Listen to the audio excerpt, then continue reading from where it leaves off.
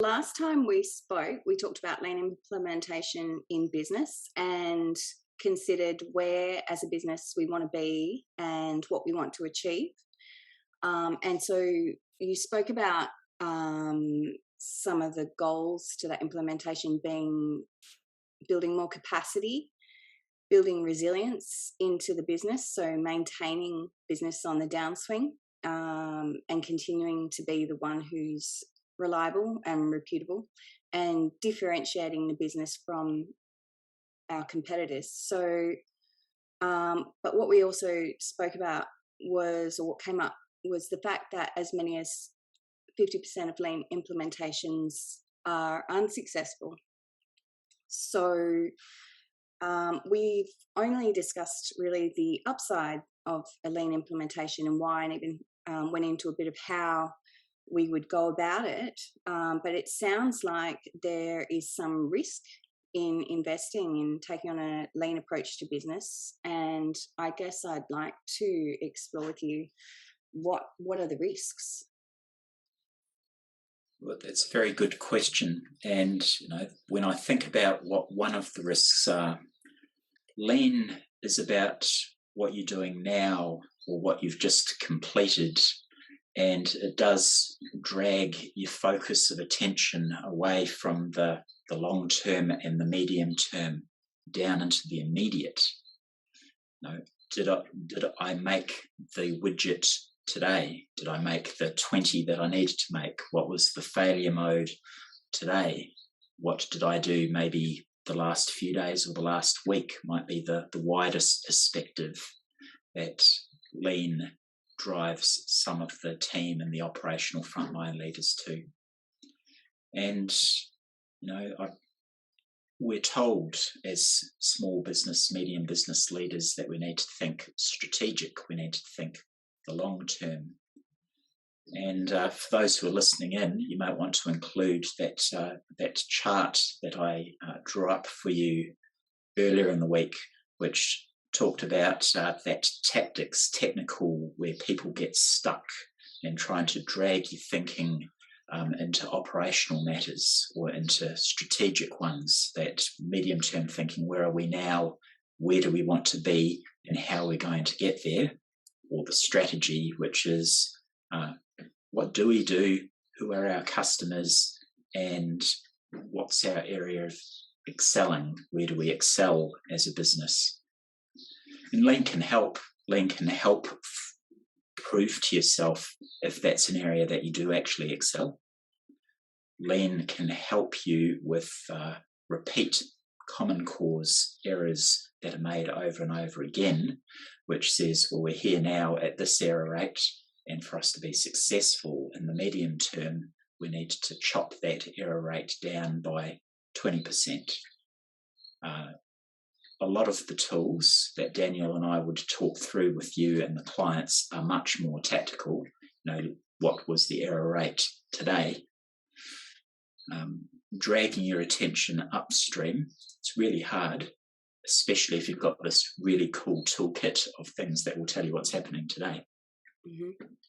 But, that's something that we do need to do. When you think about operations, so taking yourself from tactical to operations, it's very easy if you have a big threat out there. So if I don't change from here to here, we're going to go out of business. That's helpful for dragging your attention to that operational stuff. But, it can work with some in-control processes too. So Perth, I think in Western Australia, most businesses outside of tourism aren't struggling too much for work demand, but for some of them, they might want to be preparing for when things revert back to normal. So they're looking for more baseload customers. So the ones that give them work month after month, quarter after quarter, year after year. So rather than just being there as a reception of someone else's hopper of work that they're pouring into the top end of your process, you'd be a bit more discriminating. I want to cultivate customer A and customer B and get that annuity built up and coming down. So, we've currently got $7 million of base work, and we want that to be $30 million worth of base work. Could be where are we now? Where do we want to be? And then you can think, well, how do I get there? Cultivating these customers and turning it from when they ask for it, they get it, to a take or pay contract, as an example. And for the listeners, now might be the ideal time to generate take or pay contracts while the market's in distress. And then you can work with those take or pay contracts as a base load for quite a few months when market conditions snap back to normal. That means those customers are locked in with you instead of out there shopping amongst your competitors for the same service. Another in-control process, you might have a 16% margin on customer A, and that's what you want your bottom half of your client base, the ones who aren't as productive, that's what you want to have as the set point for all of the customers that you're dealing with. So you need to go from maybe 8% to 16% margin on your bottom half of the customers. How do we get there? Giving those customers to your competitors might be one way of getting there. Getting those customers to accept a slightly different service from you that has a high margin could be a way of getting there. Telling your customers that they've been getting a sweet deal for a long time. It's a very easy way of getting there to say it, but quite hard to convince them if they've been paying price A and you say, well, you need to pay price B now, mate.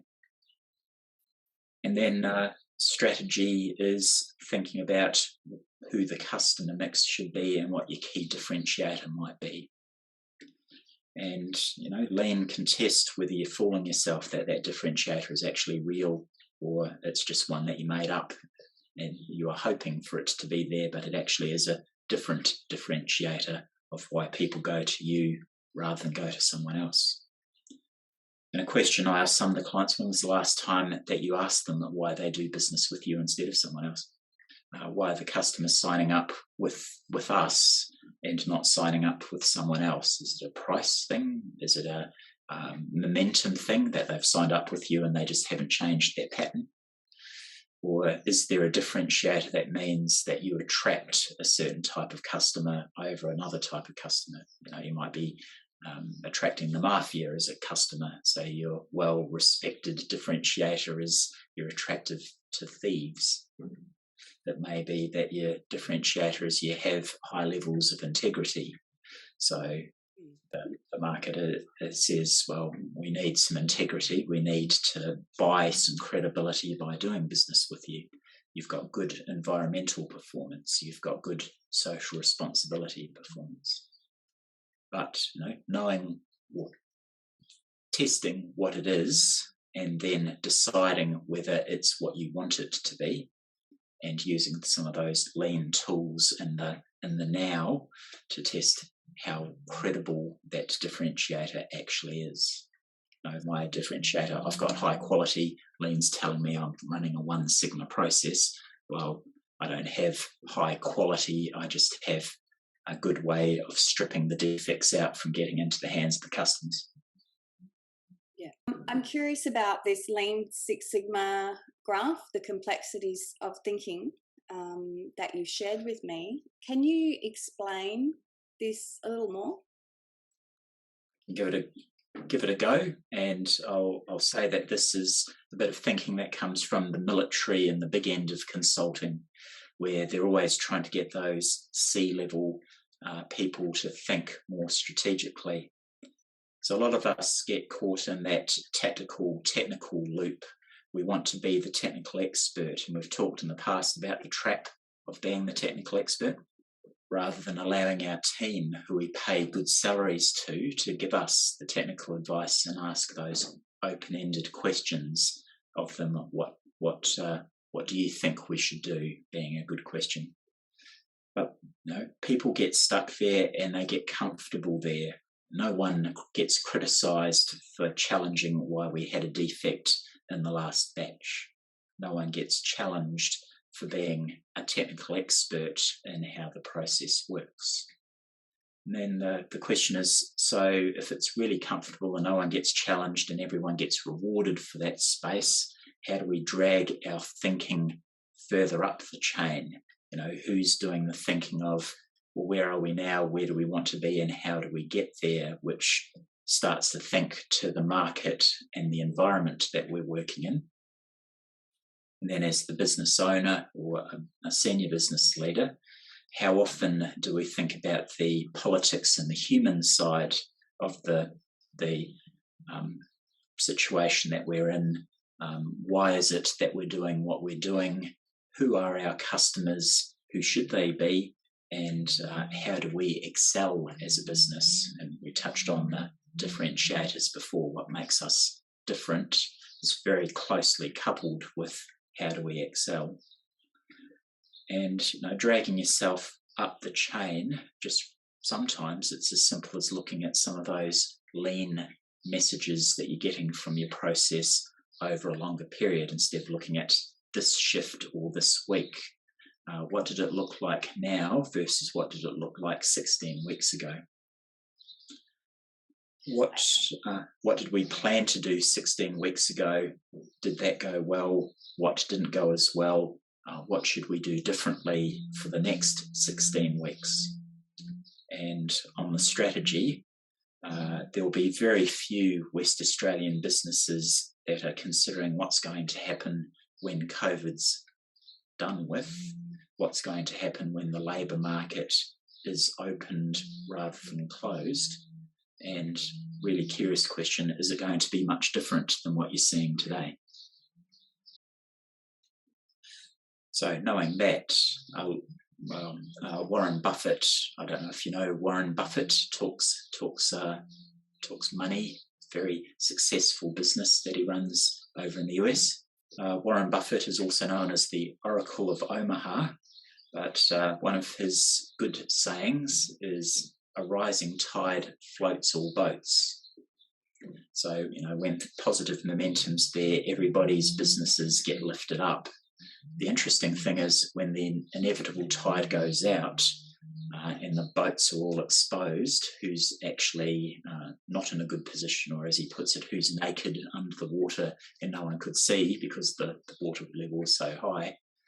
And those are the businesses that you don't want to be, the ones that are just going to struggle and then collapse because they don't have that fundamental performance. They don't know who their customers are or who they want to be or how they are different in the market, because people just pour jobs into the front end of their process and they're rewarded for being able to take that demand. Well, it can make people feel very uncomfortable. There's a defect. Why is that a defect? But it's safe in that an hour invested in eliminating defects, well, at least I can say, well, I eliminated that defect. An hour reflecting on how we excel, what's our differentiator, it is actually harder to justify to yourself, if you've got it, a board, or your business partners. Why did you waste your time thinking an hour about our area of excellence when we've got 17 defects coming through the process yesterday? So you need to have some resilience and some very good explanation of why you're investing your time thinking about the end of COVID. Well, that's not going to happen until 2023. Why are you bothering about it now? Well, I'm bothering about it now because where we're at now is we have a monthly annuity of 7 million, and I'm thinking we need to have 30 million to cover our fixed costs. So there you've got the story to explain to your board or your peers or your fellow directors or the other senior leaders of why you're putting your investment in there. So I guess the moral of this story is that lean can emphasize that technical loop. It can drag your thinking down. Your information centers are only looking at this shift or this week rather than next month or next quarter or next year. And for the leaders, the challenge is, just do a diary check. How much of your time are you spending thinking about strategy versus operation versus tactical? And it might just need to be an adjustment of 1% of your time on strategy to 3% of your time on strategy. You've tripled the investment, but it's only still 3% of your time.